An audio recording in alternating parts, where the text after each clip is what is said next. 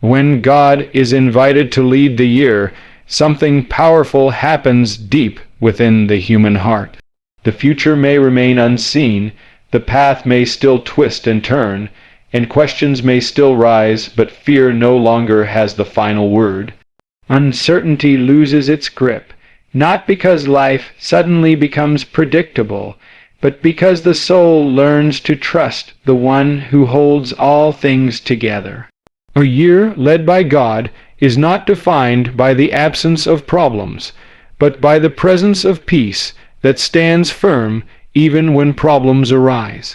Every new year arrives with a mixture of hope and anxiety. Hope because we believe things can change. Anxiety because we know how fragile our plans can be.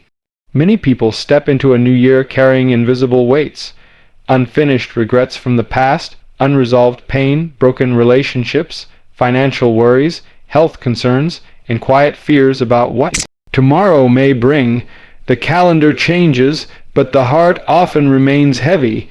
This is why simply turning a page is not enough. What the soul truly needs is direction, assurance, and peace that cannot be shaken by circumstances. That kind of peace does not come from positive thinking or careful planning alone. It comes when God is invited to lead. When God leads the year, uncertainty no longer feels like a threat. It becomes a place of trust. The unknown future stops being a dark tunnel and becomes a journey walked hand in hand with a faithful guide. Human nature wants guarantees. We want to know how things will turn out before we take the first step.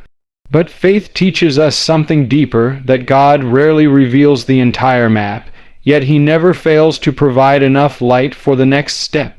Inviting God to lead means accepting that we may not understand everything, but we believe in the one who does. Fear thrives where trust is absent. It grows in the space where we try to control outcomes that were never meant to rest in our hands. But when God is placed at the center of the year, fear begins to weaken, not because challenges disappear, but because fear is no longer allowed to rule the heart. Trust takes its place.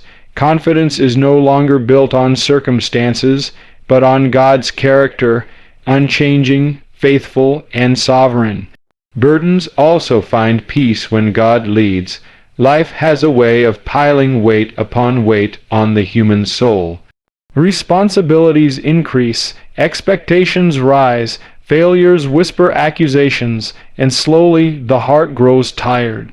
Many people carry burdens they were never meant to carry alone. They worry endlessly, replay mistakes, and try to fix everything through sheer effort. But peace does not come from trying harder. Peace comes from surrendering deeper. When a year begins with God, burdens are no longer carried in isolation. Prayer becomes more than a habit. It becomes a lifeline. Instead of carrying anxiety in silence, the heart learns to release it into God's hands. Instead of being crushed by responsibility, the soul learns to trust that God is at work, even when human strength runs out. Peace does not mean the burden instantly disappears. It means the burden no longer controls the heart. God carries what we cannot, and He strengthens us to carry what we must. There is a profound difference between a life managed by human effort and a life guided by divine purpose. Human effort often leads to exhaustion. Divine guidance leads to endurance. When God leads the year, the soul learns that rest is not laziness, it is trust. Rest is believing that God is still working even when we pause, wait, or feel weak. This kind of peace guards the heart in ways no external success ever could. Every season of the year, easy or difficult, also takes on new meaning when God leads. Easy seasons are often misunderstood. When life is smooth, doors are open, and blessings are visible, people may forget their dependence on God. Comfort can quietly replace gratitude, and success can slowly push humility aside. But when God leads, even easy seasons are handled with wisdom. Blessings are received with thankfulness rather than pride. Success becomes stewardship rather than self-glory. Joy becomes an act of worship rather than a distraction from faith. Difficult seasons, however, are where God's guidance becomes most precious. Hard days have a way of testing faith, exposing weakness, and revealing what truly matters. Pain can either harden the heart or soften it. Trials can either push a person away from God or draw them closer. When God leads the year, suffering is not meaningless. It is not wasted. Even when answers are delayed, purpose is never absent.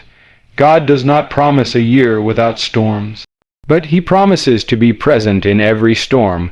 When doors close unexpectedly, when plans fall apart, when prayers seem unanswered, God's guidance becomes the anchor that holds the soul steady. In those moments, faith is no longer theoretical. It becomes deeply personal. Trust is no longer spoken, it is lived. There are seasons when God leads by opening doors, and seasons when He leads by closing them.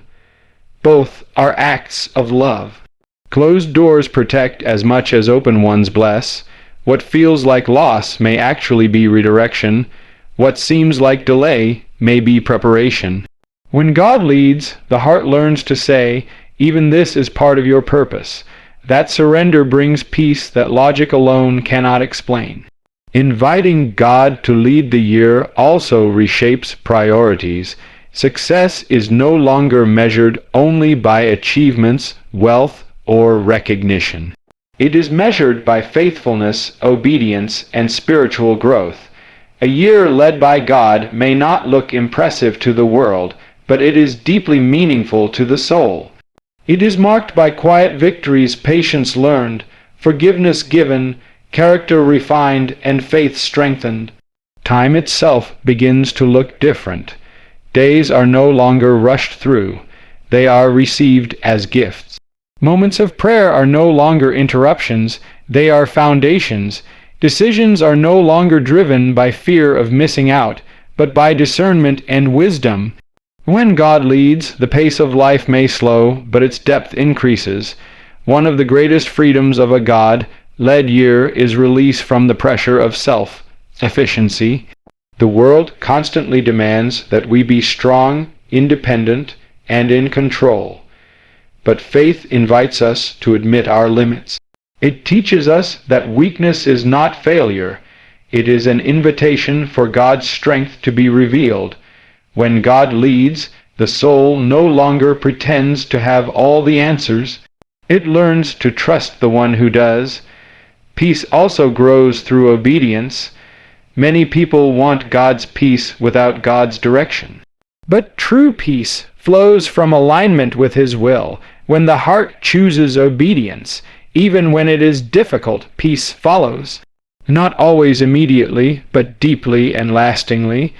Obedience may require letting go of harmful habits, forgiving old wounds, or walking away from paths that once seemed promising.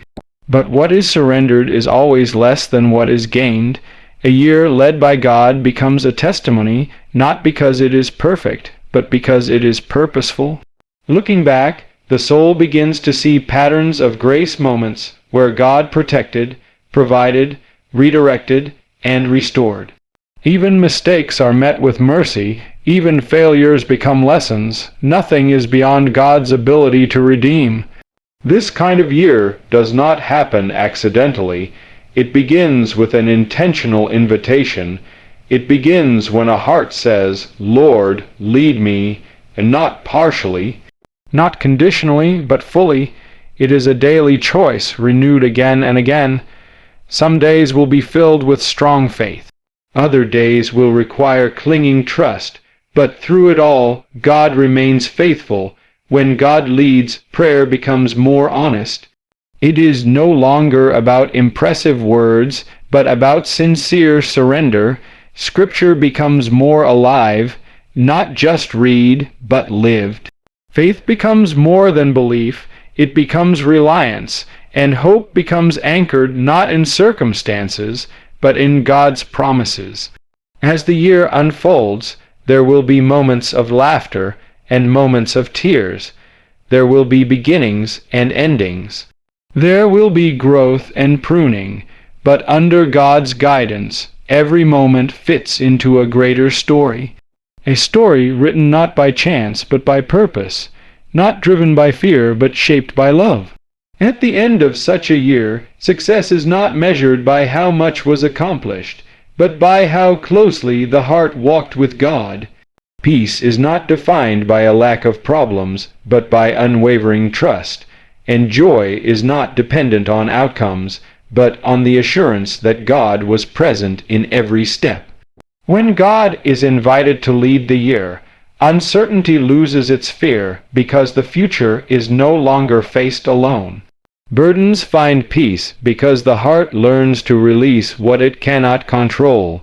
And every season, easy or difficult, unfolds under divine guidance, woven together with purpose, grace, and unfailing love. This is not just a better way to begin a year, it is the only way to truly live one.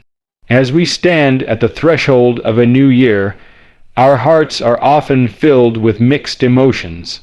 There is hope for what lies ahead, gratitude for what we survived, and sometimes fear about what we cannot see. The turning of the calendar gives us a sense of newness, but deep within, we know that time alone does not change the human heart. A new year does not automatically bring new strength, new wisdom, or new peace. If we step forward relying only on ourselves, we will carry the same weaknesses, the same fears, and the same limitations into the days ahead. Human strength is fragile. It looks impressive for a moment, but it cannot sustain us for long. We make promises with confidence at the beginning of the year, believing that this time we will be different, stronger, more disciplined, more faithful. Yet history teaches us a humbling lesson. The human will is inconsistent. Our resolve fades under pressure. Our courage weakens in the face of uncertainty. Our plans often collapse when life takes an unexpected turn. No matter how determined we are, we were never designed to carry the weight of life on our own shoulders. This is why a new year cannot be lived in human strength alone. Life is too complex, too unpredictable, and too demanding for us to face it without God. We were created with a need for Him, not as a sign of weakness, but as a reflection of truth. When we deny that need, we place ourselves at the center, and sooner or later, we discover that the center cannot hold. Only God has the wisdom to guide our steps, the power to sustain our hearts, and the grace to meet us in our failures. The beginning of a new year is an invitation to surrender. Surrender is not a popular word in a world that celebrates independence and self-reliance. Many see surrender as defeat, but in the life of faith, surrender is the doorway to freedom. It is the moment we stop pretending that we are in control and acknowledge that we need God's leadership. Surrender is saying, with honesty and humility, "Lord, I cannot do this alone. I give you my life, my plans, my fears, and my future." True surrender is not partial. It is not giving God our words while holding back our hearts. It is not asking for His blessing while insisting on our own way. Complete surrender means laying everything before Him, the dreams we cherish, the sins we hide, the wounds we carry, and the hopes we are afraid to speak aloud.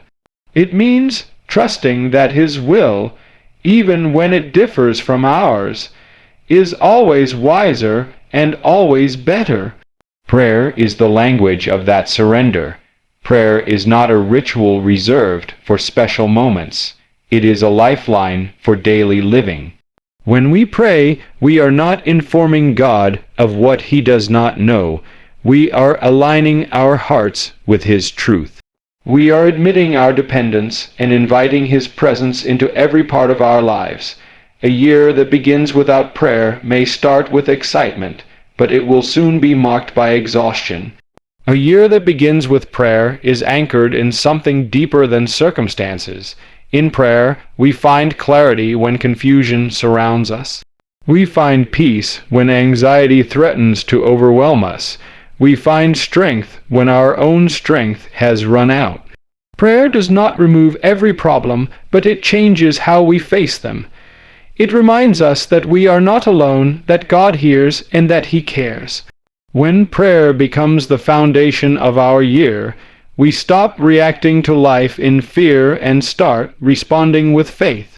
Complete dependence on God is not a single decision made on the first day of the year. It is a daily posture of the heart. Every morning, we are faced with a choice. Will we trust ourselves or will we trust Him? Dependence on God means seeking His guidance before making decisions, leaning on His promises when doubts arise, and resting in His faithfulness when outcomes are uncertain. It means acknowledging that without Him, our efforts are empty, but with Him, even small steps can carry eternal significance.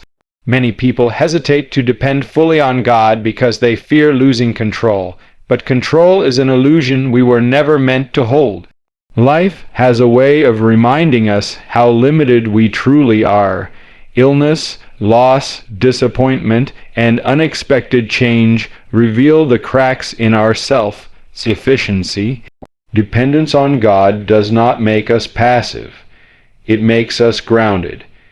It frees us from the burden of trying to manage everything and invites us to walk in trust. When we depend on God, our perspective begins to change. Success is no longer measured only by achievements, but by obedience. Failure is no longer the end, but an opportunity for grace. Waiting is no longer wasted time, but a season of preparation.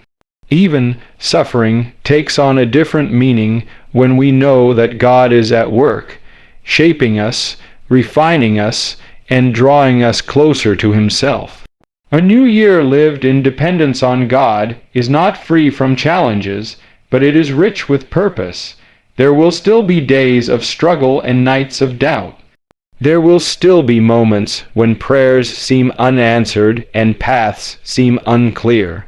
But through it all, there is a quiet assurance that God is present, that He is faithful, and that He is guiding every step. This assurance does not come from circumstances. It comes from trust. Surrender, prayer, and dependence also shape the way we treat others. When we rely on God, we become more patient, more compassionate, and more forgiving. We recognize our own need for grace, and we extend that grace to those around us. Pride gives way to humility. Anger gives way to mercy. Fear gives way to love. A heart that depends on God reflects His character in a world that desperately needs hope.